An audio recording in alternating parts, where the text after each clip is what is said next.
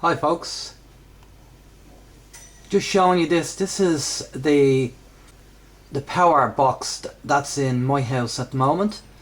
The wires hanging down there are just external wires for alarm system and for external power, so don't worry about them cables there. But the plan of attack today is for I'm having an electrician, John, who's going to come around, and right beside the box the plan of attack is to put a changeover switch there, and with two spurs coming out of it. One spur will be for the solar generator and the other spur will be for a normal diesel or petrol powered generator.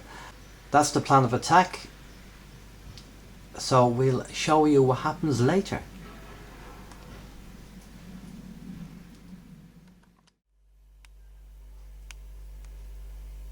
Hi folks, the changeover switch, as you can see, is now installed.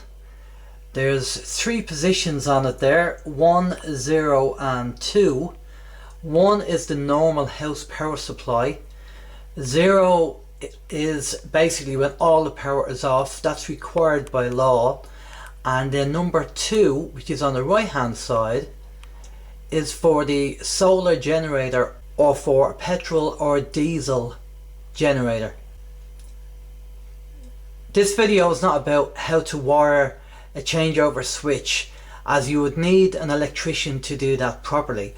This is just about what it looks like when it's installed. So if you move down to the tail there, that's just a standard tail coming out from the changeover switch, and the reason why we have that there is because that tail can connect to two leads, which we have here.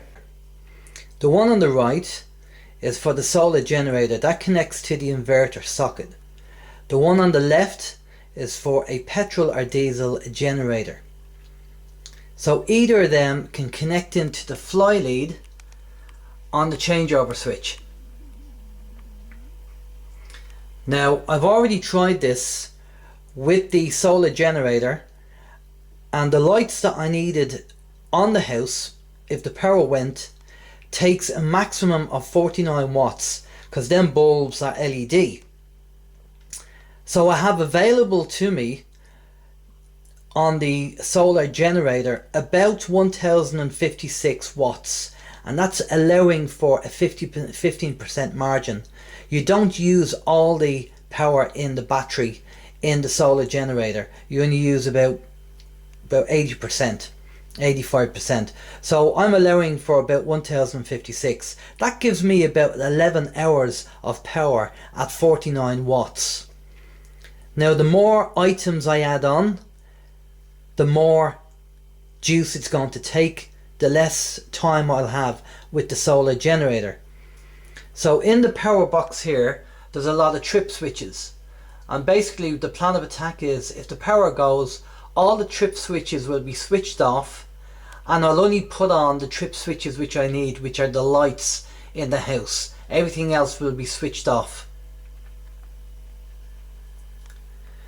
John did a great job. He did the install and we tested it, and it does work, which is great.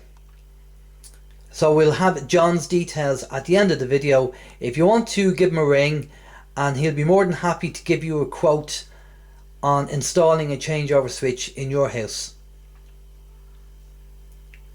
If you have any questions, send us an email on info@oymradio.com.